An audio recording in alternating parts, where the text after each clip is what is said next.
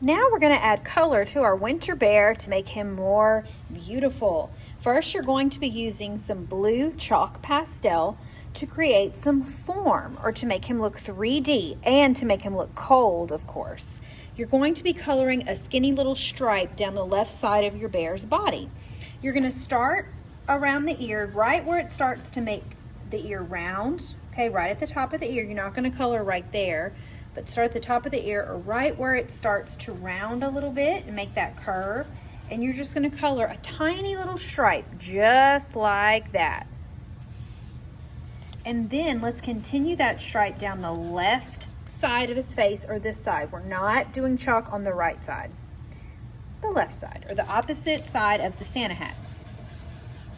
And you're just going to color a little stripe of a little scribbly line of chalk close to the black line where you added your paint marker. And then when you get to the bottom of the face, or where it starts to curve, you're going to stop. And then you're going to do the same thing and continue it down his body. A little scribbly line close to the black line where the paint marker is. And that's it. You're not adding any chalk to any other part of the painting. Then you're going to take your finger, because this is really dusty, so we're not going to touch it until we're done with that scribbly line. And then we're going to take one finger and you're going to just rub or massage, gently rub, so that chalk will spread around. And it'll make it look like it's a little frozen part of his body, because he is in a cold climate and blue is a cool color. And we're just going to gently spread it around. I know you're going to see a lot of dust that doesn't rub into the paper. Leave that alone for a minute. Don't try to dust it off. Don't try to shake it off. Just rub your chalk to spread it around a little bit. You don't want to spread it all over the face. You just want to make that line a little bit thicker, and to give it more value, or make it look more 3D, give it more form. So you're having a light blue, which is a value of blue.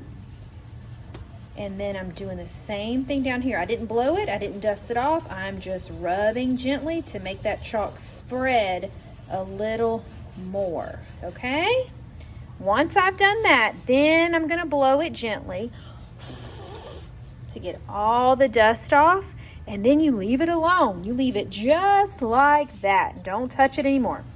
Now we're going to add the opposite color of a cool color. We're going to add warm color. So you're going to use a doggy dish and some warm colored watercolor paints, reds, oranges, and yellows, and also pink. We're going to paint the part of the polar bear that is his hat and his scarf, and that's it, because the rest of his body is white. So we're going to hold our brush like a pencil. Remember, we grip it like this, not like this. Make sure you grip it like a pencil, and make sure you hold it right behind the silver part, or the danger zone. Do not hold your brush down here on the silver part, and not up here at the top either, or the middle, but right behind the danger zone.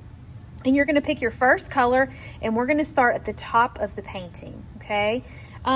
This could be a Santa hat, so you could paint it red and leave this white and this white, or you can paint it with any of the colors any way you want to. It doesn't have to be a Santa hat. It could be any kind of winter hat, okay? So I'm going to start with red, I guess. And you're going to dip just the tippy toes, or the very tip of your brush bristles, into the paint, not the whole thing. And you're going to start painting at the top, or your hat. So you do need to paint this big part of the hat, or the floppy part, with one of the colors. Don't leave that one white. And make sure you're dipping it in the right color. You're only painting this part of your hat with one color. When you're painting, make sure your bristles stay pointed like this, like a ballerina's tippy toes. That makes your paint strokes look more even, and it makes your painting nice and neat and not scribbly looking. We're never going to mash our brush like this. That is called the booty scooting ballet, because if we do that, our ballerina tippy toes, or our brush, is now scooting on its bottom, and we don't want that. We want nice pointed bristles so that our brush stays pointed like that, and we want nice pointed ballerina tippy toes, okay? Now, while I still have red on my brush, so I don't have to clean it right now, I'm going to find a place on my paper where I might use red again if I want to. I think I'm going to create a pattern of red and yellow on these zigzag stripes on his scarf. So I'm painting one, leaving one white, painting one, leaving one white. So you need to create a pattern of color on your scarf, because I know you created some beautiful patterns on your scarf, whether it was a zigzag line or a wavy line or stripes or plaid or even polka dots. When you want to switch colors, you're going to find the bottom of the water side of the dish, tap, tap a couple times, and then wipe by making an X on the dirty old SpongeBob so that your brush is clean and dry. Okay, now I'm going to paint the bottom part of the hat. Remember, you could leave this part white like a Santa hat, or you can color it in with a warm color. Oranges, yellows, reds, and pinks are the warm colors. They're colors of the sun, colors of things that are hot like fire, and artists use them to show warm feelings or warm climates. Even though our polar bear doesn't live in a warm climate, his scarf and hat are going to be nice and warm colored compared to this snowy Arctic environment where he lives. So we're just making sure he looks extra warm by adding an element of color, the warm colors. I still had orange on my brush, so I'm using it again if I want to. And then I'm going to clean my brush, and I'm leaving some white squares in between my orange so I can add another pattern. Okay, now I'm going to paint the yellow zigzag shape, only have one. Then I'm going to decide if I want to use yellow somewhere else. I think I'm going to color this yellow. You could leave it white if you want to look like more like a Santa hat. And then I can use red again or yellow again or pink. I haven't used pink yet. So I think I'm going to use pink on his scarf or her scarf. Awesome. Very good. I love how cold he looks with this blue stripe of chalk, but I also look how warm and cozy he looks with a warm colored hat and scarf. I can't wait to see how you add color to your polar bear today.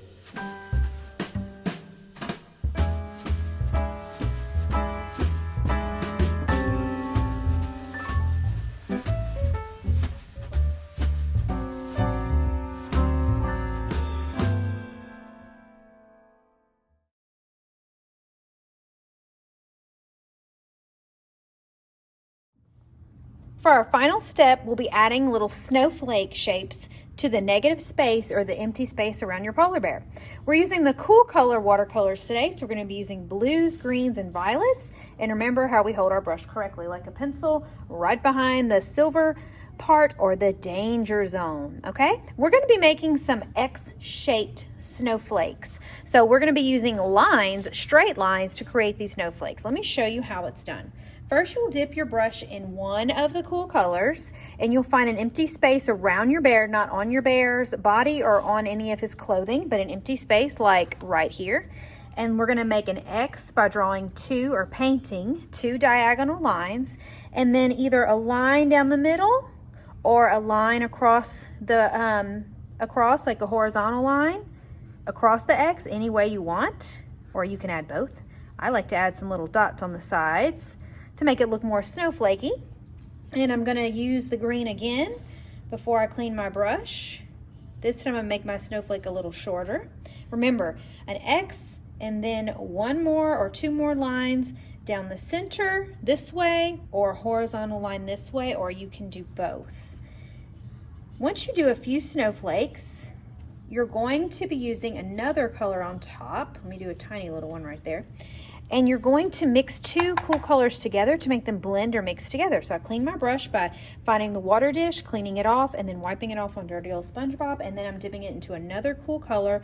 And while my snowflake is still wet, I'm just gonna paint on top of all the lines and polka dots that I made. And now my blue and my green are mixing together. I made a new color, or a mixture of two colors. I made blue-green or turquoise. Now I'm going to get the blue again, and I'm going to paint over another snowflake. Notice I washed my brush because when my first snowflake, I added the two colors together, I got blue and green on my brush, just like it is now. I can still use, I still see some paint on my brush, so I'm just going to experiment and paint on top of that little bitty one. And now I had like my brush already mixed, and it's okay because they're cool colors. You don't have to do that, but you can try it. And then I'm going to dry my brush, and now I'm going to use violet on this snowflake that doesn't have any color on it. So it's like I'm giving a snowflake a friend, or I'm painting on top of each snowflake. First color that I made with my brush, and then I'm painting on top of it with a second color. And then I can add more dots if I want. Wow, that looks so good. I'm going to experiment with this one. I'm going to add a third color. And if you don't like the way the three colors look together, you don't have to. But every snowflake should have two colors mixed together, okay? Now let's try that again with a brand new snowflakes. Now I got some extra room, and I'm using a new color. Now I'm going to use violet by itself. First, I'm going to make a snowflake, make an X, and then make another line across, and then some little dots if you want, or just a few. And while I still have purple, I'm going to re-dip and make some small ones, maybe some medium ones. I want to use variety by doing different kinds. I can even do one touching the hat like that, like it's bumping into the hat. Okay, and I can do one off the page, like it's bumping off of the page. Or I really went crazy with this line. That's okay. Now I'm going to clean my brush because I'm going to be doing some mixing. Now I'm going to put green on top, I think.